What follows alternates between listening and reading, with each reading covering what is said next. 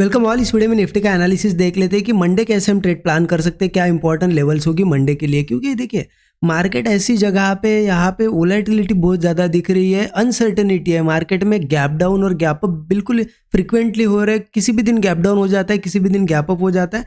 अब यही देख लीजिए फ्राइडे का दिन बिल्कुल टोटली साइडवेज है। वैसे तो इस दिन हम बच गए क्योंकि हमने मैं आपको बताता हूँ, मैंने क्लियरली अवॉइड करने के लिए कहा था गैप अप के बाद। ठीक है, बताते हैं यहाँ पे कि क्या एनालिसिस था हमारा। देखिए फ्राइडे के लिए हमने डिस्कशन क्या किया था, 15 मिनट चार्ट पे देख लेते। देखिए 15 मिनट का चार्ट है। मैंने आपको एक लाइन यहाँ से मार्क करके दी थी। ये लाइन अगर आपको याद होगा तो जिन्होंने वीडियो देखा उनको पता है कि हमने क्या डिस्कस किया था कि बार बार अगर मार्केट रेजिस्टेंस के पास आ रहा है, यहाँ से गिर जा रहा है, फिर से रेजिस्टेंस के पास आता था, फिर गिर जाता था। मतलब ये ट्राई क्या कर रहा था, ये रेजिस्टेंस ब्रेक करने के लिए, लेकिन ब्रेक नहीं कर पाया। थर्सडे के दिन भी देखिए ऐसा स्ट्रक्चर बना के यहाँ पे क्लोज हुआ था। ये कौन सा स्ट्रक्चर है, बियरिश है। हमने क्या देखा था कि अगर यहाँ कहीं ऊपर भी ओपन होता है, नीचे भी, तो वो 24,000 एक बार टेस्ट करने जाएगा। लेकिन गैप अप करके अगर ये लेवल निकाल देता है तो मैंने आपको बताया था कि मैं अवॉइड करूंगा।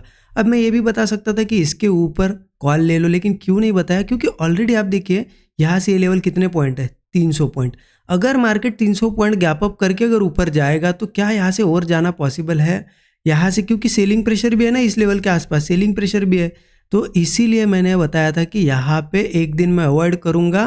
ठीक है, क्योंकि देखिए इतना ज़्यादा गैप अप होने के बाद अगर कोई लेवल ब्रेक हो रहा है तो हमें एक दिन देखना पड़ता है कि क्या सही में उस दिन वो इसके ऊपर सस्टेन करता है क्या। फिर नेक्स्ट डे से, मतलब अब मंडे से चाहे तो इसके ऊपर कॉल ले सकते हैं हम। ठीक है, इसलिए मैंने अवॉइड करने को कहा था और आपको उसका बेनिफिट ज़रूर मिला होगा। क्योंकि ये देखिए 5 मिनट चार्ट पे भी देखिए कितने छोटे से रेंज में मार्केट ने ट्रेड किया है। ओपनिंग के बाद थोड़ा सा ऊपर गया, नीचे आया, और बस ये रेंज जो बनाई है ना छोटी सी, कितने पॉइंट की ये रेंज अगर देखोगे ना आप, मुझे लगता है 50 पॉइंट की भी सही से होगी नहीं ये रेंज। देखिए 30 पॉइंट की रेंज में ये घुमा है पूरे दिन भर। तो ऐसे में क्या प्रॉफिट होगा, सही में नहीं होगा। इसीलिए कभी कभी मार्केट में ऐसी जगह अगर हमें पता है कि ऐसा हो सकता है, साइडवेज हो सकता है, तो अवॉइड करना बेस्ट रहता है। और आज आप सब लोग बचे होगे, फ्राइडे के दिन ज़रूर बचे होगे कि अवॉइड किया होगा। तो क्योंकि ऐसे में क्या होता है ना, बड़े लॉसेज जो है ना इसी में होते हैं। क्योंकि लोग कॉल लेते हैं, फिर एसएल जाता है, फिर पुट लेते हैं, एसएल जाता है, दिन भर यहाँ पे ट्रेड लेते रहते हैं और 20-30 ट्रेड ले लेते हैं और पूरा कैपिटल वाइप आउट करते हैं। तो ऐसे दिन अगर बचोगे तो अच्छा रहेगा। कमेंट में ज़रूर बताइए आपने निफ्टी में ट्रेड प्लान किया था या फिर आपने भी मेरे जैसा अवॉइड किया निफ्टी को। क्योंकि ये मैंने आपको क्लियरली बताया था कि मैं इसके ऊपर अवॉइड कर दूंगा, राइट। जिन लोगों ने इसको फॉलो किया होगा उनका कुछ ना कुछ तो बेनिफिट हुआ होगा। कमेंट में ज़रूर बताइए। और देखिए लाइक नहीं किया वीडियो को अब तक तो लाइक ज़रूर करिए। चलिए देखते हैं मंडे कैसे ट्रेड करना है। उसके लिए क्या है ना, 15 मिनट चार्ट पे चलते। देखिए कहीं ना कहीं अनसर्टेनिटी तो है मार्केट में, हमें देखने को मिल रहा है। मार्केट में बड़े बड़े गैप डाउन हुए हैं। अब अगर डेली चार्ट पे भी मैं दिखाऊँ आपको, देखिए डेली चार्ट पे हुआ क्या है। देखिए मार्केट टॉप पे था, टॉप से क्या हुआ, 2 दिन कंटिन्यू गैप डाउन हुआ, यहाँ पे गैप डाउन, यहाँ पे गैप डाउन। उसके बाद एक रेंज बनाई 4 दिन कंटिन्यू, आप देख सकते हो एक रेंज में था, और आज कहीं ना कहीं उस रेंज के ऊपर क्लोजिंग दी है। तो ये हमें साइन क्या बता रहा है कि अगर मंडे भी ऊपर ही ओपन होता है और कहीं ऊपर निकलता है तो एक गैप फील हो सकती है। मैंने पिछले वीक भी आपको बताया था यहाँ पे कि गैप्स जो होती है मार्केट में, पिछले 1-2 वीडियो के पहले बताया था कि ये गैप्स मार्केट छोड़ता नहीं है सीलिंग के टाइम। ये बड़ी गैप है, ठीक है, छोटी गैप है तो हम कंसिडर कर सकते हैं, बड़ी गैप से तो फिल करने की कोशिश कर सकता है। तो उसके हिसाब से एनालिसिस देखेंगे। मैं 15 मिनट चार्ट पे आपको बताता हूँ कि करना क्या है हमें। देखिए कहीं ना कहीं ये जो लेवल है इसके ऊपर अभी हमने क्लोजिंग दी है। अब ये सिंपल सा प्राइस एक्शन है, ज़्यादा कुछ कॉम्प्लिकेटेड तो है नहीं। देखिए रेजिस्टेंस था, रेजिस्टेंस, रेजिस्टेंस, और फाइनली मार्केट ने ब्रेक कर दिया, उसके ऊपर क्लोजिंग दिया। अब इसका मतलब सिंपल है कि मार्केट ये ट्रेंड लाइन के ऊपर ऊपर ओपन होना चाहिए, तभी जाके ये कंटिन्यू करेगा, है ना। क्योंकि ब्रेकआउट दिया है, उसके ऊपर सस्टेन कर, अब अगेन ब्रेकआउट बना के कंटिन्यू करेगा। सिंपल सा प्राइस एक्शन है, कॉम्प्लिकेटेड तो कुछ है नहीं। तो इंपॉर्टेंट है ओपनिंग, मार्केट इस लेवल के ऊपर ऊपर ओपन होना चाहिए। ये लेवल है, ये लेवल आप मार्क करके रखो, ठीक है। ये लेवल आ जाती है 24,310, ठीक है। 24,310 के ऊपर मार्केट ने ओपन होना चाहिए। इसके नीचे ओपन होता है तो फिर समझ लेना बियरिश बहुत तेज़ी से होगा मार्केट। क्योंकि क्या होता है, देखिए इतनी बार जो लेवल टेस्ट हुए, इतना स्ट्रांग रेजिस्टेंस था, इतना स्ट्रांग कि बार बार वहीं से बड़े मूव्स आ रहे थे, आप देख सकते हो। अब अगर इतना स्ट्रांग रेजिस्टेंस मार्केट ने ब्रेक कर दिया तब मार्केट ने वापस, अब क्या हुआ ना, ये जो लोग थे, जो लोग यहाँ सेल किए थे, यहाँ यहाँ यहाँ, वो लोगों के एसएल यहाँ पे, और आज उनके एसएल हिट हो गए। अब इनके ऐसे हिट करने के बाद मार्केट ने ऊपर जाना चाहिए। अगर फिर से नीचे आता है तो समझ लेना सेलिंग प्रेशर है। तो हम क्या करेंगे, अगर नीचे आता है तो ये 24,310 के नीचे 24,310 के नीचे अगर गैप डाउन होता है, मान लेते हैं यहाँ से आता है, इसके नीचे सस्टेन करता है, बहुत बढ़िया है। जैसे ब्रेकडाउन आएगा हम पुट लेंगे, हमारा टारगेट होगा, एक बीच में टारगेट रख देते हैं हम 24,190 का टारगेट, और फिर सीधा हमारा 24,000 का टारगेट होगा। ठीक है, ये हमारे दोनों टारगेट हो गए। ठीक है, और अगर गैप डाउन भी होता है, मान लेते हैं चलो बीच में यही कहीं गैप डाउन हुआ, अच्छा है, हम क्या करेंगे, कंसोलिडेशन का वेट करेंगे, ऐसा कोई स्ट्रक्चर बना है ब्रेकडाउन दे तो पुट लेंगे। या फिर सिंपल क्या कर सकते हैं, गैप डाउन के बाद थोड़ा कन्फ्यूजन कब होगा आपको, गैप डाउन के बाद अगर ऊपर आता है तो आने दो, ऊपर आता है तो ऊपर आने के बाद जैसे ही रेजिस्टेंस बनाएगा और फिर थोड़ा सा सस्टेन करके अगेन ब्रेकडाउन देगा, पुट हम ले लेंगे। ठीक है, इस तरीके से प्लान करना है 24,310 के नीचे।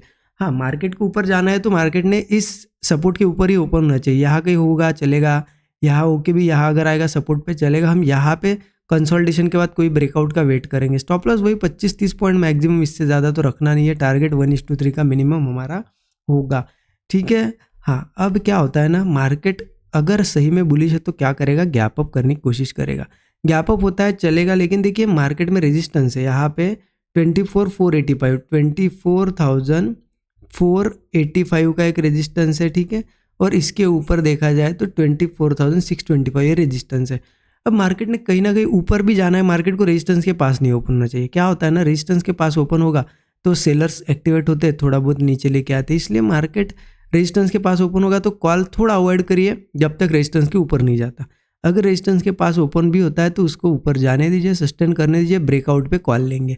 हाँ, रेजिस्टेंस के नीचे यहाँ कहीं ओपन हुआ गैप अप तो चलेगा, सिर्फ हम थोड़ा रिट्रेसमेंट का वेट करेंगे कि गैप अप के बाद थोड़ी बहुत कोई रिट्रेसमेंट आए, रिट्रेसमेंट के बाद वो सपोर्ट बनाए, स्विंग बनाए और ऊपर होल्ड करके ऐसा ब्रेकआउट दे दे, बिल्कुल कॉल लेंगे। टारगेट्स फिर ये टारगेट हो गए हमारे, क्योंकि ये रेजिस्टेंस है। या फिर सिंपल है, 25-30 पॉइंट का भी एसएल है आपका, 1:3 का एक टारगेट रखो, मतलब जितना स्टॉप लॉस है उससे 3 गुना टारगेट रखना है हमें, उससे कम टारगेट नहीं लेना है। ठीक है, इस तरीके से प्लान करना है। देखिए सिंपल सा प्राइस एक्शन बनाया तो हम जैसा बनाया ना उसको वैसा ही देखने की कोशिश करेंगे। हम क्या करते हैं ना, जब सिंपल चीज़ें होती है ना उसको ऐसा देखते कि इतना सिंपल सही में वर्क करेगा या नहीं करेगा, हम कॉम्प्लिकेटेड देखने लग जाते हैं उसमें कि और कुछ नया ढूंढूं। ऐसा मत करिए, देखिए सिंपल चीज़ें ही वर्क करती है। हाँ, होगा किसी दिन अगर सिंपल चीज़, मतलब अगर हमने देखा इतना अच्छा एनालिसिस हो सकता है एसएल वाला दिन चला जाए मंडे का, इसका मतलब ये नहीं कि फिर सिंपल चीज़ें नहीं वर्क करती, क्योंकि मैं आपको हमेशा सिंपल चीज़ें ही पढ़ाता हूँ, सिंपल चीज़ें ही बताता हूँ, और उन पे ही हमने देखा है कि 10 में से 8 से 9 बार उन्हीं चीज़ों पे ट्रेड देता है मार्केट और टारगेट भी देता है। इसलिए सिंपल चीज़ें फॉलो करिए। और देखिए आपने ये भी देखा होगा, जो 13 आवर्स का हमारा कोर्स है, जिन्होंने लिया उनको भी पता है। ठीक है, 13 आवर्स के कोर्स में एक भी इंडिकेटर नहीं बताया है हमने, एक भी इंडिकेटर नहीं या फिर कुछ नहीं। सिंपल क्या सिखाया है कि प्राइस एक्शन कैसे रीड करना है, कि प्राइस का ये मोमेंटम जो होता है, जो मैं आपको एक्सप्लेन करता हूँ हर वीडियो में, ये आपको कैसे समझना है, और वो समझने के बाद ही आप उन कुछ मेथड से उनका यूज़ करके डॉट टू डॉट लेवल निकाल सकते हो, सो दैट मार्केट उन लेवल्स पे आए और फिर सेटअप बनाए वहाँ पे। तो वो कैसे होता है, प्राइस एक्शन का यूज़ करके। वो मेथड्स या फिर वो डॉट टू डॉट लेवल्स निकालने के लिए कोई इंडिकेटर थोड़ी यूज़ करते हैं। ये इंडिकेटर में कोई यूज़ भी नहीं करता और कोई पढ़ाता भी नहीं हो, क्योंकि इंडिकेटर्स हमेशा बाद में बताते हैं चीज़ होने के बाद। प्राइस एक्शन ऐसी चीज़ है, होने से पहले बता देगा आपको कि ये होने वाला है, और इंडिकेटर फिर बाद में बताएगा कि ये हो चुका है। हर एक इंडिकेटर है ना, बहुत से 99% इंडिकेटर लैगिंग इंडिकेटर से बाद में बताते हैं चीज़ें, पहले होती है चीज़ें प्राइस एक्शन से। ठीक है, तो आप 13 आवर्स का कोर्स जरूर चेकआउट कर सकते हो, इस वीडियो के डिस्क्रिप्शन में लिंक है। और देखिए यहाँ पे सैटरडे संडे है हॉलीडे, इसलिए ये कूपन कोड आप यूज़ कर सकते हो, HOLIDAY20 holiday 20 coupon code use करोगे ना, सीधा 20% का आपको डिस्काउंट मिलेगा। तो ये इस कोर्स में यही सिखाया गया, और उसके साथ साथ सबसे इंपॉर्टेंट चीज़ सिखाई गई है साइकोलॉजी। यहाँ पे मैं सुनता हूँ, यहाँ पे मैसेजेस भी बहुत से लोगों के आते हैं, साइकोलॉजी ख़राब है। देखिए ट्रेड पकड़ पाते हैं, 10 में से 6-7 बार सही भी होते हैं, लेकिन प्रॉफिट नहीं बन रहा है। क्यों? क्योंकि साइकोलॉजी बिगड़ी हुई है, और साइकोलॉजी इंप्रूव करना बहुत ज़रूरी है। इसलिए इसमें स्पेशल सेशंस रखे हमने यहाँ पे 13 आवर्स के कोर्स में। जो सेशन है रिकॉर्डेड है, कोर्स है, आप ज़रूर चेकआउट कर सकते हो। साइकोलॉजी के बारे में भी इसमें बहुत चीज़ें सिखाई गई है, तो आप ज़रूर चेकआउट कर सकते हो, वीडियो के डिस्क्रिप्शन में लिंक। और देखिए बाकी वीडियो अगर अच्छा लगता है ना कुछ इन्फॉर्मेटिव लगता है तो कमेंट में ज़रूर बताइए। Thank you so much everyone.